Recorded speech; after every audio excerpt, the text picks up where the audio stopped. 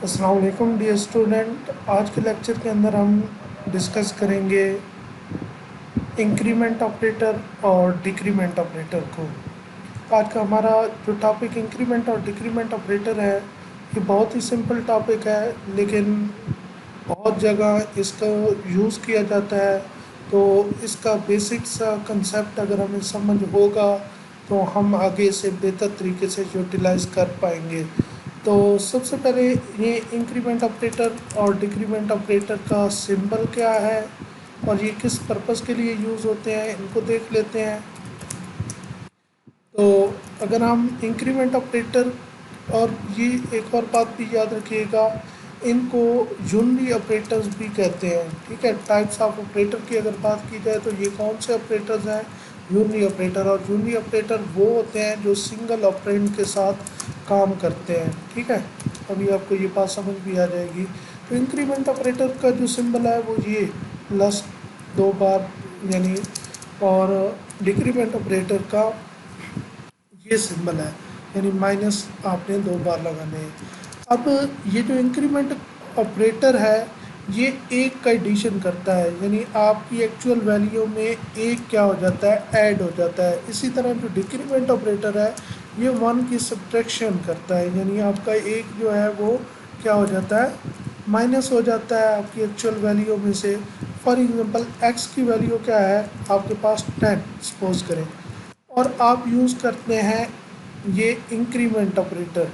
तो यहाँ ये इंक्रीमेंट ऑपरेटर, अब देखें ये सिंगल ऑपरेंड के साथ यूज़ हो रहा है ना, इसको 2 ऑपरेंड तो नहीं चाहिए, तो सिंगल ऑपरेंड के साथ ये देखें यूज़ हो रहा है। अब जैसे ही बेशक आप इसको अलग अलग लाइन पे लिख लें, अलग अलग लाइन लिखें तो ये ऐसे हो गया। ठीक है, तो अब देखें इस लाइन पे जो x की वैल्यू है वो क्या हो चुकी है, 11 हो चुकी है। यानी अगर आप x की वैल्यू को डिस्प्ले करवाएं, प्रिंट करवाएं, तो आपको x की वैल्यू क्या डिस्प्ले होगी, 11 डिस्प्ले होगी। इस इंक्रीमेंट ऑपरेटर ने x की वैल्यू को 10 से 11 कर दिया। इसी तरह अगर सेम हम डिक्रीमेंट ऑपरेटर को डिस्कस करें, जिसमें हमने कहा कि एक की सब्ट्रैक्शन होती है, तो अगर x की वैल्यू मैं सपोज करता हूँ मेरे पास 10 है, और इसमें से मैं क्या करता हूँ, इसमें मैं डिक्रीमेंट ऑपरेटर को यूज़ करता हूँ। डिक्रीमेंट ऑपरेटर कैसे यूज़ होगा, डिक्रीमेंट का सिंबल और वही सिंगल ऑपरेंड, जो भी ऑपरेंड होगा, x हो y हो, जो भी वेरिएबल हो आपने यहाँ पे लिख देना है। ठीक है, और याद रखिएगा ये हमेशा वेरिएबल के साथ यूज़ होते हैं, कांस्टेंट के साथ आपने इनको यूज़ नहीं करना। ठीक है, अब यहाँ पे x की वैल्यू क्या हो जाएगी, क्योंकि ऑलरेडी x की वैल्यू क्या है, 10 है। ऑलरेडी x की वैल्यू मैंने दोबारा से 10 कर दिया है, ये सपोज कर रहा हूँ। तो यहाँ पे जब डिक्रीमेंट होगा तो x की वैल्यू क्या होगी, 9। यानी अगर मैं प्रिंट करूँ x की वैल्यू तो क्या आएगी, 9। उसके बाद यहाँ दो कंसेप्ट और आ जाते हैं इंक्रीमेंट ऑपरेटर और डिक्रीमेंट ऑपरेटर के अंदर, और वो भी सिंपल से कंसेप्ट हैं। अगर उनको हम डिस्कस करें तो उसमें एक है पोस्ट फिक्स इंक्रीमेंट ऑपरेटर। ठीक है,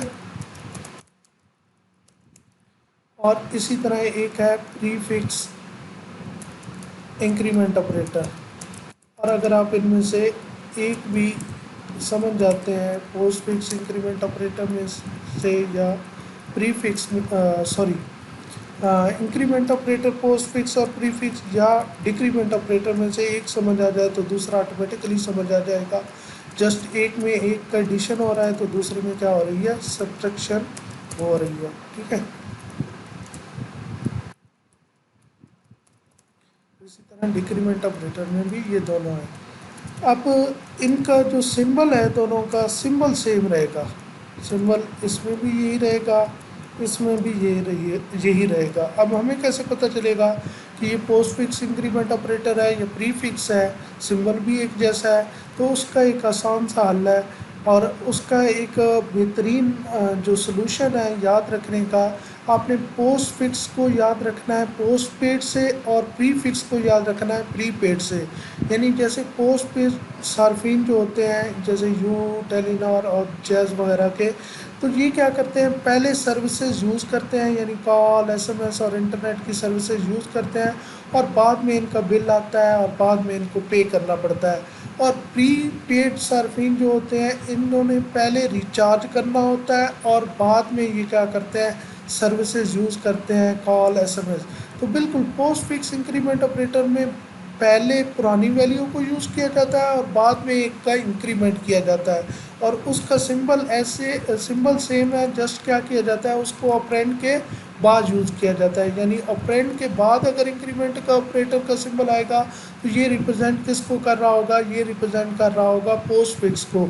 और अगर ये आएगा प्री अप्रेंट से पहले, तो फिर ये किसको रिप्रेजेंट कर रहा होगा, ये प्री फिक्स को रिप्रेजेंट कर रहा होगा। अब पोस्ट फिक्स पोस्ट पेड से याद रखेंगे, यानी पहले पुरानी वैल्यू को यूज़ करेगा और बाद में उसमें इंक्रीमेंट करेगा। और प्री फिक्स क्या करेगा कि पहले इंक्रीमेंट करेगा और बाद में, जैसे प्रीपेड से मैंने कहा कि पहले रिचार्ज करेंगे फिर वो आप सर्विसेज यूज़ कर सकते हैं। अब इसी तरह यहाँ पे देखें, फॉर एग्जांपल एक्स की वैल्यू जो है 10 है और आप यूज़ करते हैं पोस्ट फिक्स इंक्रीमेंट, तो यहाँ तक इसकी वैल्यू क्या होगी, 10 ही रहेगी। यानी यहाँ पे फॉर एग्जांपल मैं इसकी वैल्यू क्या कर देता हूँ, असाइन कर देता हूँ वाई को, सॉरी पोस्ट फिक्स नहीं है, ये प्री फिक्स है, ये पोस्ट फिक्स। तो अब वाई को जो असाइन होगा वो 10 होगा, और उसके बाद असाइन यानी पुरानी वैल्यू को यूज़ करने के बाद नेक्स्ट स्टेटमेंट पे जाने से पहले, यानी इस स्टेटमेंट से आगे और नेक्स्ट स्टेटमेंट तक आपकी वैल्यू एक्स की क्या हो जाएगी, 11 हो जाएगी। उसके अंदर एक इंक्रीमेंट आ जाएगा, लेकिन इस स्टेटमेंट तक वाई की वैल्यू, एक्स की जो वैल्यू है वो वाई को क्या मिलेगी, 10। क्योंकि ये पोस्ट पेड है तो पहले पुरानी वैल्यू को यूज़ करेगा और बाद में उसके अंदर इंक्रीमेंट करेगा। ये पोस्ट पेड और प्रीपेड जस्ट कंसेप्ट के लिए दे रहा हूँ, कोई नाम इधर यूज़ नहीं हो रहा है, जस्ट कंसेप्ट समझाने के लिए, यानी उससे आपने याद रखना है। जस्ट यहाँ पे नाम जो है वो पोस्ट फिक्स है और प्री फिक्स है, ठीक है। अब नेक्स्ट इसी तरह अगर प्री फिक्स इंक्रीमेंट ऑपरेटर की बात करें, तो यहाँ पे भी एक्स की वैल्यू अगर 10 हो और आप इस तरह वाई और यहाँ पे लिखें, यानी अब जो इंक्रीमेंट ऑपरेटर है वो ऑपरेंड से पहले आए, तो अब ये क्या बन जाएगा, प्री फिक्स इंक्रीमेंट ऑपरेटर बन जाएगा। अब ये प्री फिक्स इंक्रीमेंट ऑपरेटर बन जाए तो अब क्या होगा कि एक का एडिशन पहले होगा और बाद में वैल्यू यूज़ होगी, तो इसका मतलब है वाई को वैल्यू क्या मिलेगी, 11, क्योंकि एक्स के अंदर पहले इंक्रीमेंट होगा और बाद में वाई को वैल्यू मिलेगी। अगर आपको ये सेम पोस्ट फिक्स और प्री फिक्स इंक्रीमेंट ऑपरेटर समझ आ गया तो डिक्रीमेंट ऑपरेटर भी सेम है। जस्ट इनमें डिफरेंस क्या है कि जैसे इनमें एक का एडिशन होता है और तो यहाँ पे क्या होगा, एक का एक की सब्ट्रैक्शन होगी, यानी माइनस होगी वैल्यू। तो यहाँ पे y की वैल्यू हमने क्या कही थी, हमारी क्या रहेगी 10, और यहाँ पे y की वैल्यू क्या रहेगी हमारी 11। उम्मीद है यहाँ तक आपको समझ आ गई होगी। हम क्या करते हैं, इसको इम्प्लीमेंट करके देख लेते हैं। डियर स्टूडेंट, ये ऑलरेडी मैंने इम्प्लीमेंट करके रखा हुआ है, जस्ट हम इसको एक बार गो थ्रू करेंगे। तो देखें यहाँ पे क्या हो रहा है, दरअसल हमने एक इंटीजर टाइप वेरिएबल लिया है जिसकी वैल्यू हमने इनिशियलाइज कर दी 10, ठीक है। एक्स के पास क्या चला गया 10, और हम इम्प्लीमेंट सबसे पहले क्या करना है, प्री फिक्स इंक्रीमेंट ऑपरेटर।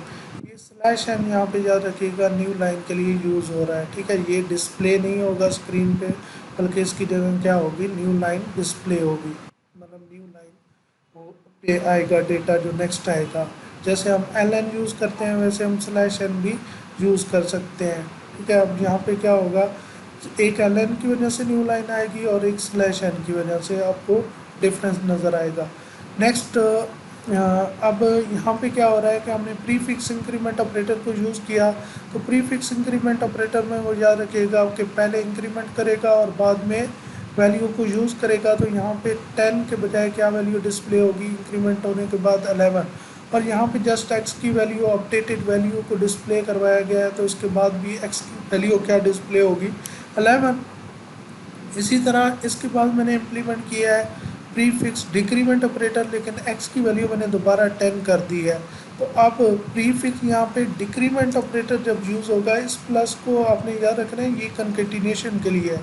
ये इस स्ट्रिंग को और इस वेरिएबल की वैल्यू को आपस में क्या करेगा, जोड़ेगा, ठीक है।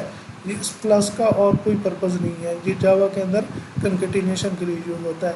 तो यहाँ पे प्रीफिक्स डिक्रीमेंट ऑपरेटर क्या करेगा, एक्स की पहली वैल्यू क्या करेगा, सब्ट्रैक्ट करेगा उसमें से एक, और फिर वैल्यू को डिस्प्ले करेगा। तो यहाँ पे क्या डिस्प्ले होगा, हमें 9 डिस्प्ले होगा, यहाँ भी एक्स की अपडेटेड वैल्यू 9 डिस्प्ले होगी। ठीक है, ये जस्ट न्यू लाइन के लिए है। और नेक्स्ट जो है वो y की वैल्यू मैंने रखी हुई है 10, और पोस्ट फिक्स इंक्रीमेंट ऑपरेटर को यूज़ किया है। तो पोस्ट फिक्स इंक्रीमेंट ऑपरेटर जब यूज़ करूँगा तो पहले पुरानी वैल्यू यूज़ होगी और उसके बाद उसमें अपडेशन होगी।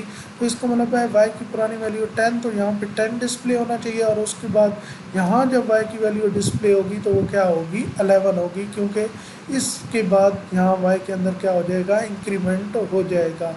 इसी तरह पोस्ट फिक्स डिक्रीमेंट में भी सेम होगा, y की वैल्यू 10 है तो 10 में से यहाँ पे सब्ट्रैक्ट तो करेगा, लेकिन पहले पुरानी वैल्यू को यूज़ करेगा, 10 डिस्प्ले होगी, और उसके बाद क्या हो जाएगा, 9। अगर हम इसको रन करके देखें तो हमें रिज़ल्ट उसी तरह ही डिस्प्ले होंगे।